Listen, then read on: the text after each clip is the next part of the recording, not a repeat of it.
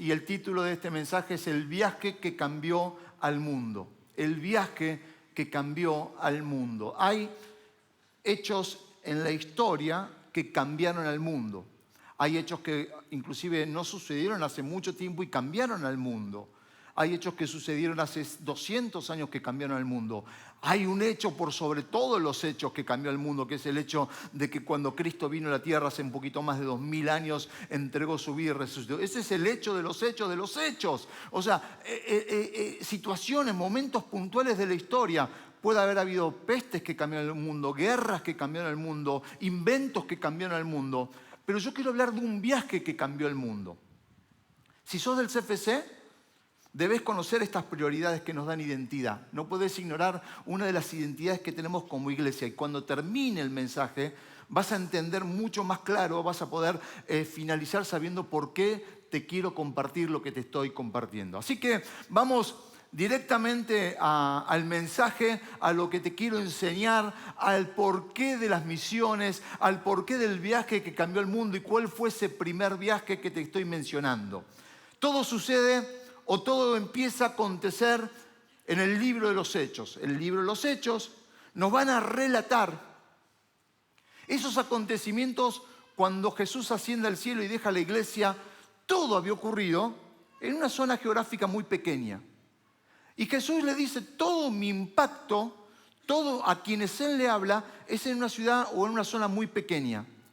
Él no se ocupa de extenderse hasta los confines de la tierra humanamente hablando, sino Él se encarga del discipulado y la formación y dar su vida por la humanidad. Su asignación fue mucho más grande que el primer impacto, sino que Él mismo era el Salvador. Él era la salvación.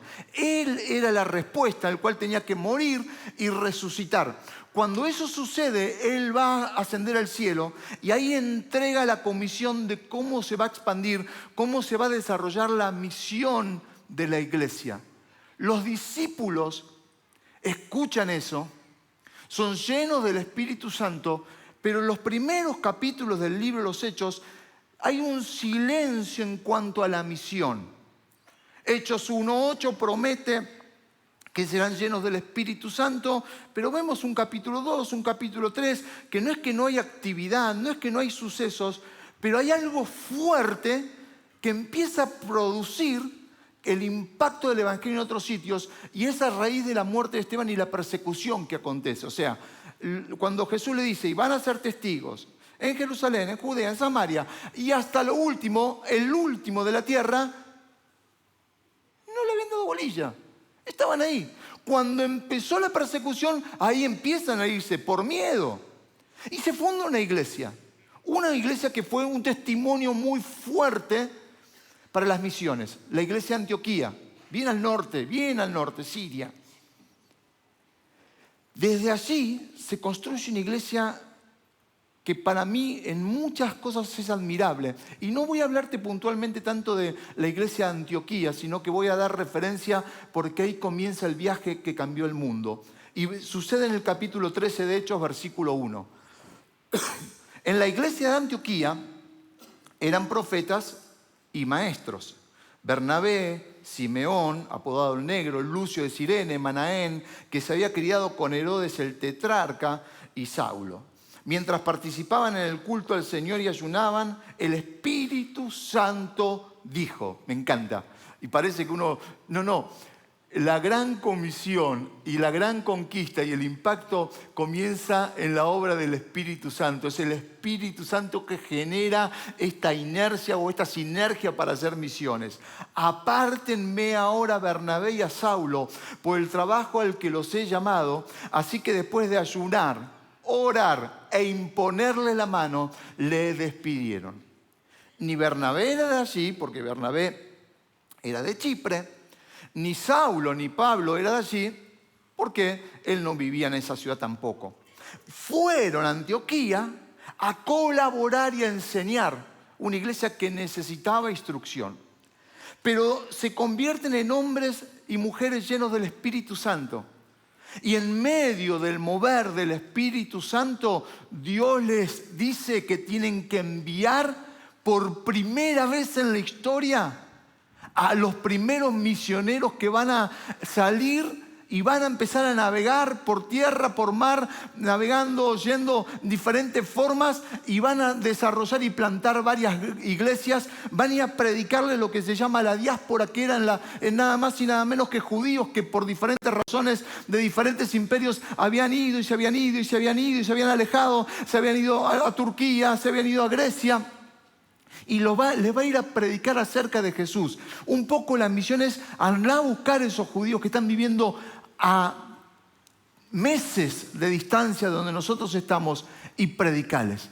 Entonces oran, llenos del Espíritu Santo, y ahí Bernabé y Saulo comienzan el viaje. Y fíjate un poquito este mapa que ilustra cómo arranca el viaje. Vas a encontrarte con que comienza. Ahí vamos buscando en el mapa y nos vamos a situar en Israel, puntualmente al norte donde está Siria. Y desde allí, la iglesia de Antioquía, van a ir hasta la isla de Chipre. Van a predicar a los alamines.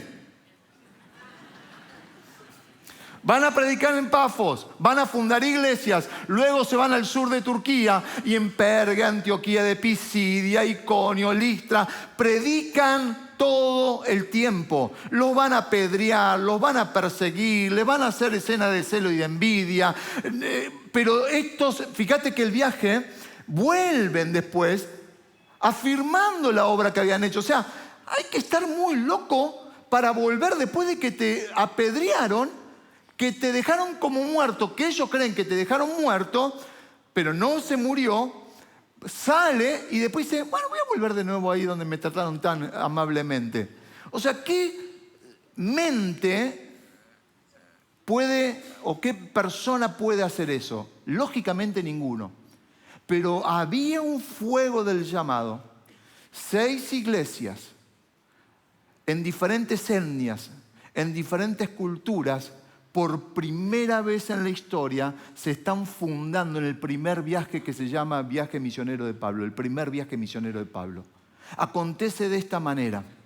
No había historia, no había manual de misiones para saber qué era, no había una estrategia definida. Dice que fueron llenos del Espíritu Santo, que ayunaron, que oraron, que le pusieron la mano y arreglate. O sea, literalmente fue, ¿y qué hacemos? Enseñan. De hecho, habían ido justamente a Antioquía, allí al sur, bien al norte de Israel, porque estaban enseñando.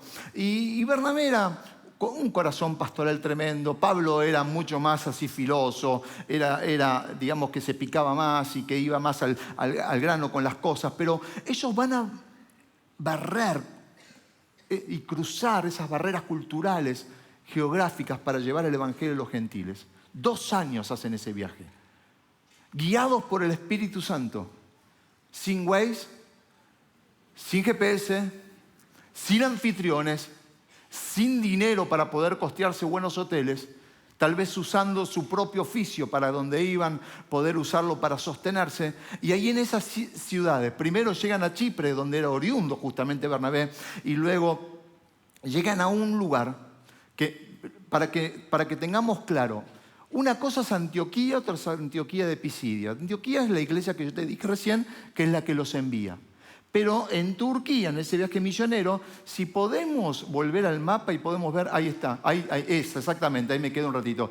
Fíjate que está por un lado Antioquía de Pisidia y no es lo mismo que Antioquía seca, digamos, ¿no? O sea, acá estamos hablando de la iglesia enviadora, acá estamos hablando de la iglesia que ora, que ayuna y los manda. Van por acá, Chipre, van por allí, Turquía, todo el sur. Luego regresan, ven cómo están las iglesias, ven a los líderes que dejaron, cumplen su misión apostólica, su función misionera. Y entonces, pero ocurre algo en Antioquía de Pisidia, y que lo vamos a leer juntos, porque cuando ellos están llegando y le están predicando a los judíos, de repente dicen, ¿por qué solo los judíos? Aunque ya había habido hechos de que se le había predicado a los no judíos, Hechos 10, Hechos 11, o sea, hay acontecimientos. Una iglesia de esta manera, y fíjense el capítulo 13, pero versículo 46. Pablo y Bernabé contestaron valientemente, era necesario, le está hablando la iglesia allí, ¿no? De Antioquía de Pisidia, que anunciáramos la palabra de Dios primero a ustedes. Les está hablando a los judíos, que lo escucharon, que quedaron asombrosos, pero después empiezan a ver que viene tanta gente que se ponen envidiosos. Entonces les está contestando, era necesario que anunciáramos la palabra de Dios primero a ustedes. Como la rechazan y no se consideran dignos de la vida eterna, ahora vamos a dirigirnos a los que no son judíos. Así no los ha mandado el Señor.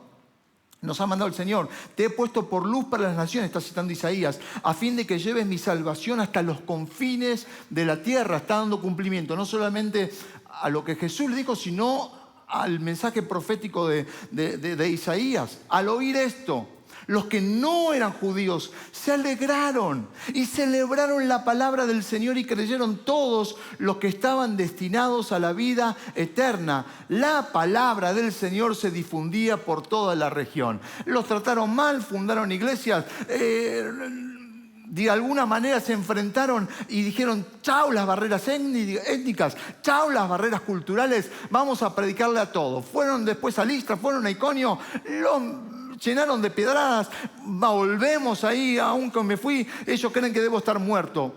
Pero nos vamos a encontrar con esta historia, porque yendo más al punto de lo que queremos que nos quede en nuestro corazón y bien guardado, porque uno dice, ¿dónde comienza todo esto? ¿Qué dice la Biblia? ¿Por qué es importante la iglesia que presta atención a las misiones? ¿Por qué, pastor, me estás predicando a mí? Que tal vez en la congregación entera, sumá esta reunión, sumá todos los que vinieron ayer, todos los que vienen esta noche, todos los que no van a venir este fin de semana y vendrán el otro, todos los que no vendrán ni el otro ni este, sino, el otro es Santa Cena. Ahí se completa el círculo. O el tercero, todos los miles que son parte del CFC, tal vez 4, 5, 10 sean los que un día digan, vamos a abrir una obra en tal o cual lugar. Puede ser una gran ciudad como Chicago, que está allí Lucas y Rachel con la familia, o puede ser una comunidad como en Ecuador, una iglesia como en España, o un lugar en donde sea, o en países cerrados que no podemos dar mayor detalle y que estamos apoyando detalle porque son países cerrados donde los matarían o los meterían presos por esa razón. Pero entonces la pregunta, ¿y a mí qué? Yo no soy uno de esos 10. Es muy posible que entonces hoy le hayas predicado a miles al divino botón. Pero no, es importantísimo, porque la misión es dada a toda la iglesia. Lo que tenemos que entender es de qué manera todos la cumplimos, porque muy poquitos son los que van, pero la iglesia tiene que entender el valor, la importancia. Nos encontramos con 2 conclusiones. La número 1, el porqué de las misiones, su trascendencia, su propósito. La semana pasada, cuando Lucas Leigh se estaba presentando el libro, en uno de los momentos él dice que no existe gente sin propósito, sino gente que lo ignora. O sea, todos tienen propósito, no existe gente sin propósito, gente que lo ignora. Y me acordé, lo anoté, me gustó esa frase, y me acordé y busqué una referencia que tenía que hablaba de que el 87% de todos los seres humanos no saben por qué están en la Tierra, o sea, no saben cuál es su propósito. Corroborando esto que te estoy mencionando, o sea, que si hablamos del 87% y el 13% sería ellos, este grupito nada más, miren qué privilegiados ustedes nada más, saben cuál es el propósito de Dios en la Tierra, el resto no tiene idea. O sea, ¿para qué están? No lo sabemos. Solamente ustedes saben para qué están. Uno dice, estaría bueno que justo me toque, ¿no? Pero es una ilustración. Pero yo anoté otra frase en base a esa.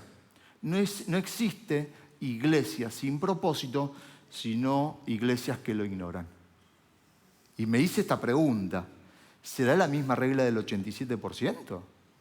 ¿Será que más del 87% ignora el propósito de la iglesia en la tierra? ¿Será que todos sabemos el alcance de la misión? Y no hablo de la teoría, hablo de la ejecución. Sabemos de la importancia del alcance de la misión que tenemos como congregación y llegamos a cumplirla. O sea, ¿representamos bien la iglesia del Señor o nos enfrascamos en 1 o 2 temas que están ahora en boca de todos y que todo y nos olvidamos el resto? Porque uno de los grandes errores que comete la iglesia no es a veces hacer teología o no es a veces cometer una herejía por tocar un tema, sino abusar de un tema. Y se abusa de un tema, se abusa de un tema, se abusa de un tema e inevitablemente quedan ignorados otros. Entonces, la misión completa de la iglesia tiene que entenderse.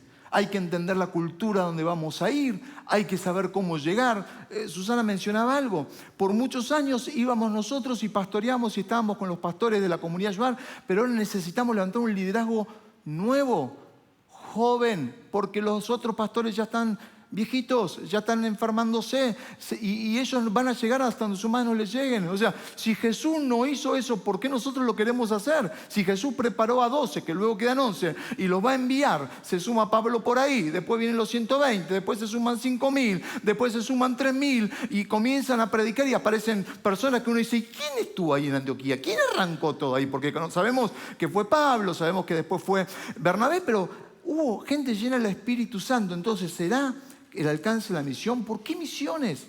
Bueno, te lo voy a simplificar. Muy fácil. Porque es el modelo bíblico para trascender. Es el modelo bíblico de trascendencia del Evangelio. Entonces, Pablo claramente lo va a decir en Efesios capítulo 4. Él mismo constituyó a unos apóstoles, a otros profetas, a otros evangelistas, a otros pastores y maestros, a fin de capacitar al pueblo de Dios para la obra de servicio, para edificar el cuerpo de Cristo. La palabra para apóstoles es apóstolos, la palabra griega. Esta palabra usada en este contexto, o sea, Pablo usándola acá, habla del enviado, lo que hoy en nuestra modernidad llamamos al misionero. O sea, el enviado para abrir nuevas iglesias. Dentro de la labor ministerial, lo que Cristo está diciendo claramente, que hay un grupo de aquellos que son llamados, que tienen que ir a abrir lugares, tienen que predicar el Evangelio, tienen que buscar a los llamados para que los pastoreen, tienen que buscar a los maestros para que colaboren y enseñen, tienen que buscar a los evangelistas para que acompañen toda la labor y tiene que buscar a los profetas para que afirmen las palabras, recuerden las promesas y constantemente estén haciendo que el pueblo no pierda la memoria, porque estamos viendo que justamente Pablo ante Antioquía lo que hace es proféticamente está hablándole a la iglesia, le dice, les voy a nombrar a ustedes judíos lo que dijo Isaías, el profeta Isaías, y les recuerda claramente que íbamos a ir hasta los confines de la tierra. Entonces, el judío que escucha eso está sabiendo en ese momento que hay algo delegado hasta los confines de la tierra. Y cualquier judío se daría cuenta que los confines de la tierra iban mucho más allá entonces de la etnia.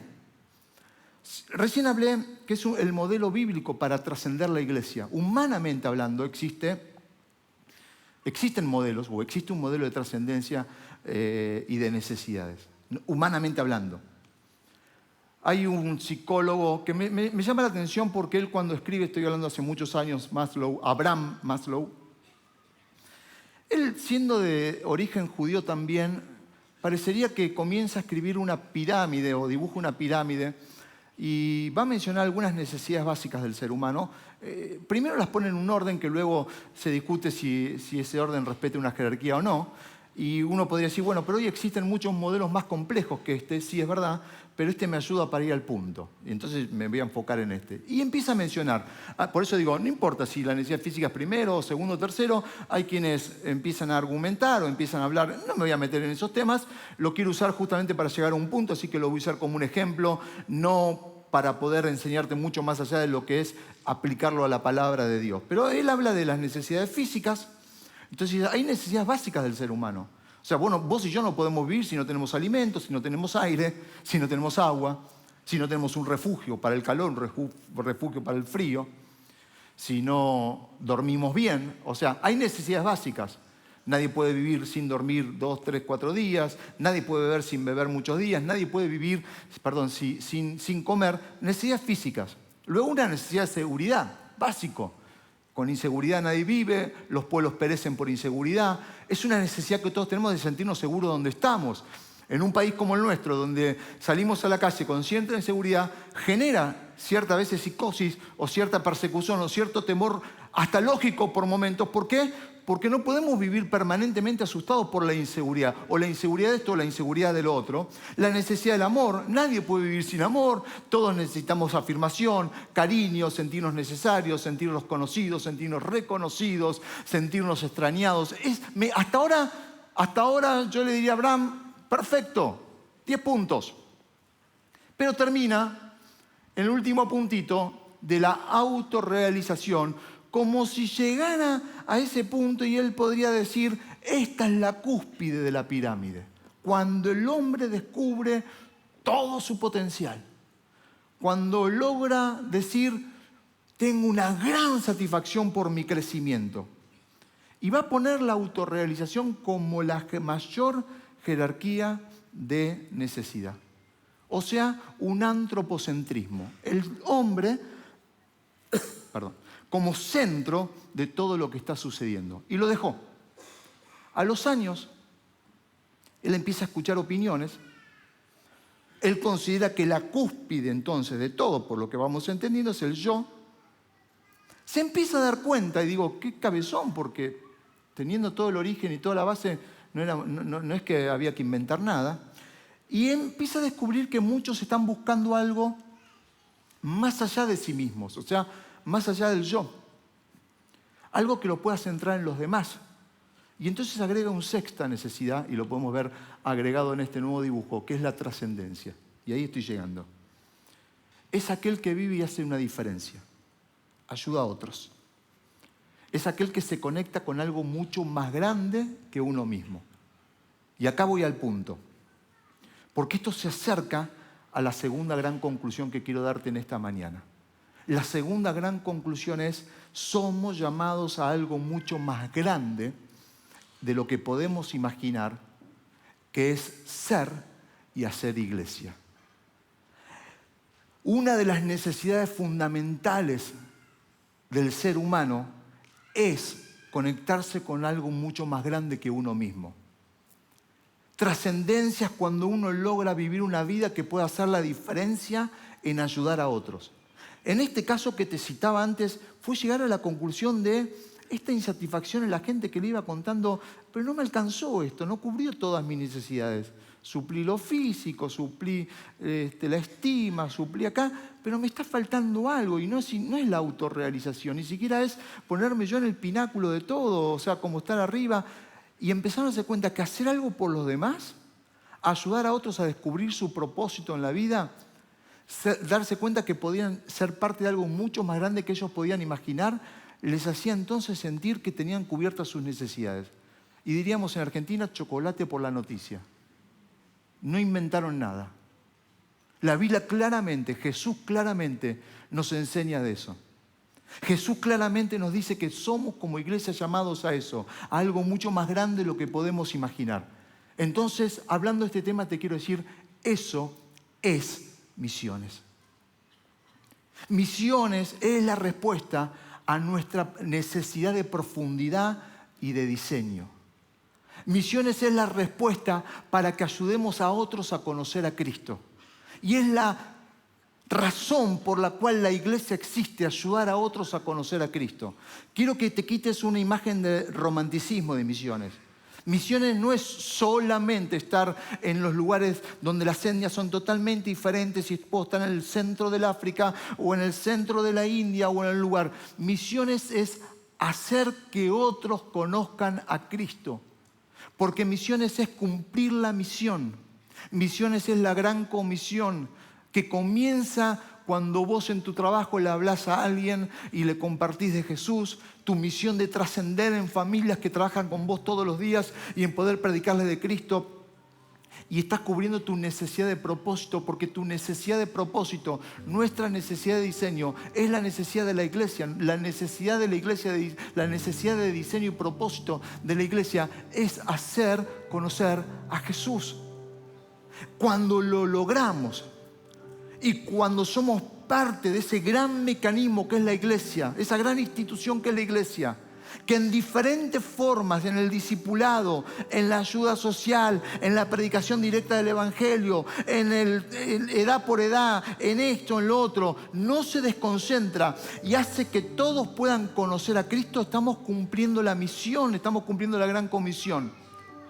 Cuando entendemos que no es chica, sino que es mundial, que es universal, y la iglesia toma consideración, en países como los nuestros podemos pensar, pero no tenemos los recursos que podríamos tener para construir una iglesia en España o una iglesia en África o en Asia. No tenemos los recursos como congregación.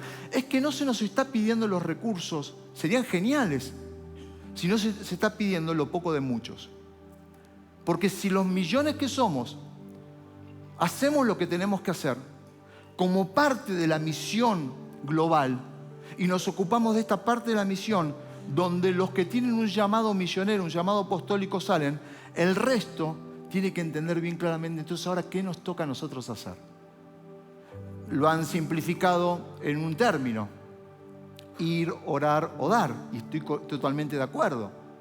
Porque el que no va, acompaña con la oración, acompaña con el dar, pero creo que hoy, a la vista de todo lo que estamos viviendo, de la globalización y de las cosas que suceden, hay mucho, pero mucho más que podemos hacer. Existen numerosas formas de hacerlo. ¿Cuál considero yo que es una de las mejores, si me permitís mi opinión personal? Es invertir en misioneros, dando y orando. Creo que es una de las principales, invertir en misioneros. Porque de repente yo no salgo de acá, fui misionero, fuera del país, fui misionero yendo a la provincia de Santa Fe, soy originario de acá de zona norte, de Buenos Aires. Fuimos con mi familia. Imagínense lo importante que es entender, y es invertir en misioneros, dando y orando. Y Jesús lo dijo claramente en este texto de Mateo capítulo 6, versículo 19. No acumulen para sí tesoros en la tierra, donde la polilla y el óxido destruyen, y donde los ladrones se meten a robar. Más bien, acumulen para sí tesoros en el cielo, donde ni la polilla ni el óxido carcomen, ni los ladrones se meten a robar. ¿Cuáles son los tesoros en el cielo? Nada más y nada menos que almas, que personas, que vos, que tu familia, que yo, que mi familia, que el que no conocemos. Toda la historia de la iglesia local hemos dado las misiones. Todos los años asumimos un compromiso con misioneros. A veces los cambiamos, a veces nos metemos en un proyecto, a veces quedamos con menos proyectos, pero para dar más cantidad, a veces diversificamos más, a veces hay ayudas de diferentes formas, a veces hacemos algún viaje, colaboramos, estamos permanentemente de una u otra manera viendo la manera, con la tamaña responsabilidad que tenemos como congregación, de poder ver cómo nos podemos ocupar de eso. La verdad, yo no tengo horas en la oficina, horas en el día, horas en la semana para sentarme como me gustaría en muchas áreas de la iglesia. Pero si la iglesia tiene que esperar que porque personalmente lo hagamos, ese sería un gran error. Entonces, ¿qué hacemos? Tenemos un gran equipo y junto al gran equipo llevamos una carga adelante y una visión, pero acompaña a la gran comisión, no la contradecimos. Y en este momento, y acá Jesús está afirmando, dice: no acumulen para sí tesoros en la tierra. Nadie se lleva su fortuna, nadie se lleva su riqueza, nadie se lleva sus grandes palacios o grandes lugares que haga, pero sí hay un tesoro que podemos hacer. Y me encanta ser parte de la iglesia. Me llena de entusiasmo ser parte de la iglesia, porque invertimos nada más y nada menos que en ayudar a otros a conocer a Cristo. Y es la respuesta a la profunda necesidad de propósito y de diseño. Fuimos creados para agradar a Dios. Fuimos formados para servir a Dios. Fuimos formados para recibir el Evangelio, ser salvos vos y tu casa, y para que llegue hasta los confines de la tierra. Y eso lo estamos cumpliendo.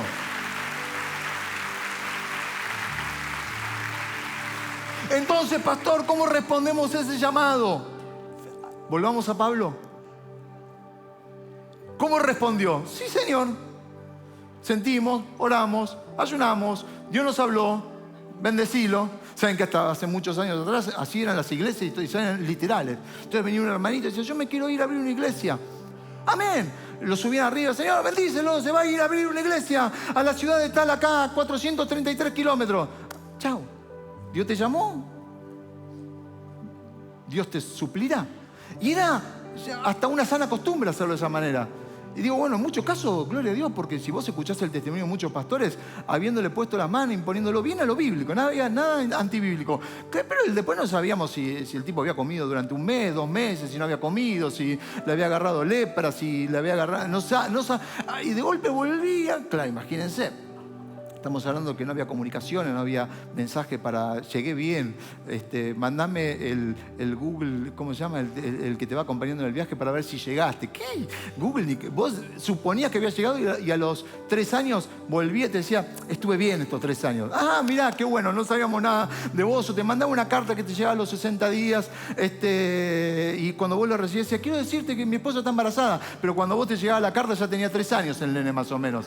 O sea, no había forma Y bueno, pero así era la obra de Dios y muchos te dirán, así se hizo la obra de Dios. Preguntale a los pastores del sur de Argentina cómo le hicieron. Preguntale a muchos. Nosotros fuimos con Lizzy creyendo solamente una promesa de Dios, una ayuda de 6 meses de un alquiler y me acuerdo que quedamos ahí y digo, bueno, que Dios nos ayude. Y ir a creer y confiar en el Señor. En otro viaje misionero era llevar los ahorros y si Dios no iba a proveer, bueno, que se gasten los ahorros. Y si tuvimos un año sirviendo al Señor, absolutamente de nuestros poquitos ahorros, que me acuerdo que entre la venta de un auto y una computadora, más o menos con eso tiramos un año. ¿Cómo rindió el auto? Y lo peor que ese auto me lo roban y me lo paga el seguro. Yo lo tenía ya casi vendido de palabra. Y unos días antes, semanas antes, no me acuerdo exacto, me lo roban. Pero fue más fácil porque el trámite fue más rápido. O no sé, Dios sabe nada más. Pero al igual que Pablo, es llevando el mensaje. Somos una iglesia abierta por misioneros, una iglesia que ha apoyado durante décadas misioneros. Tienen un pastor como Lizzy, como nosotros, que hemos sido misioneros y queremos seguir apoyando la obra misionera. Entre tantas cosas, te contaba de las misiones que estamos sosteniendo en Irak, de los OSA que están en España, tanto los Guzmán en las Islas Canarias, de Susi y Jairo que nos contaban de ahí, de Ecuador, y a veces el esfuerzo porque eso se extienda, de los Gavis, que no es el apellido real, pero están en la India, es un país cerrado, en Polonia los Giovannini, y tantas familias más. Y lo último que vamos a sumar, porque ya es casi un hecho concreto, estuve hace, no sé, 1 mes y medio predicando todavía en una casa de familia con Lucas y Rachel Córdoba, Lucas, Rachel y Nova Córdoba, allí en Chicago, y ya en estos días tendría que darse el primer pasito para tener un lugar. Está ahí como falta, ¿vieron cuando falta la última firma y hasta que esa firma no aparezca uno dice, esperamos y con algunas luchas, pero queremos ser parte de eso como congregación? Entonces, iglesia, este tipo de mensajes son muy importantes, sumamente importantes.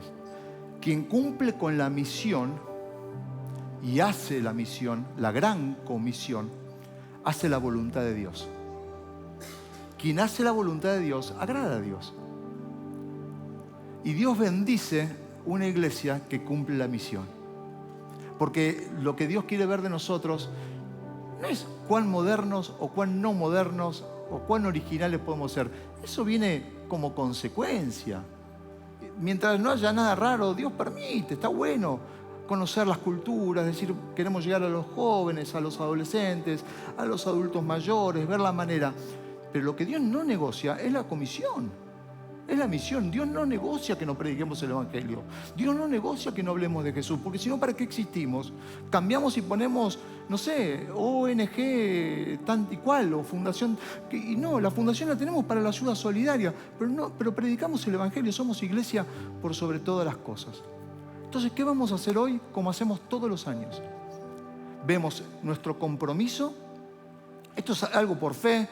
No es que uno asume un compromiso y después te va a llamar a alguien, un call center, y te va a decir, no cumpliste con tu promesa. O sea, si no te sirve la voz del Espíritu Santo y tu palabra, o algo pasó, bueno, es un tema. Y algo que me preguntó alguien hace no mucho, yo tuve un compromiso el año pasado, ¿debería actualizarlo?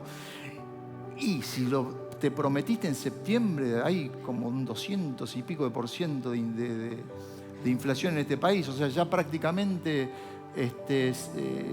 caducó. Entonces eso llévalo según tu lógica o lo que vos consideres. Estoy hablando de la gente adulta. Pero este pequeño QR es para que vos te lo escanees, o si alguno se complica con esto puede ir al hall.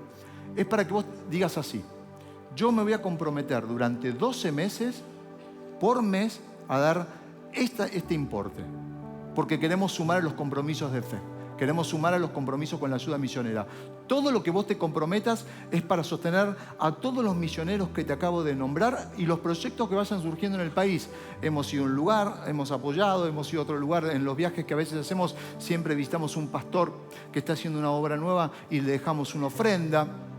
Hemos tenido junto a Alicia este año viajes y lo hemos hecho de esa manera, amén del compromiso anual. Y después asumimos un compromiso mensual en base también a un compromiso de fe de parte de la iglesia.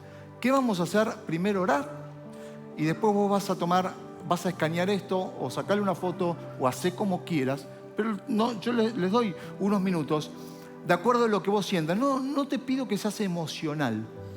No digas, no, voy a prometer la mitad de mi sueldo. Si Dios te habla, sería una locura. Bueno, no, en Dios no hay ninguna locura, pero lo que quiero decirte es que no hagas algo que después no vas a poder llevar adelante. Asumí un compromiso serio que vos consideres que lo podés sostener durante todos los meses de acá a un año y después lo comprometemos como iglesia. ¿Cuántos dicen amén a eso?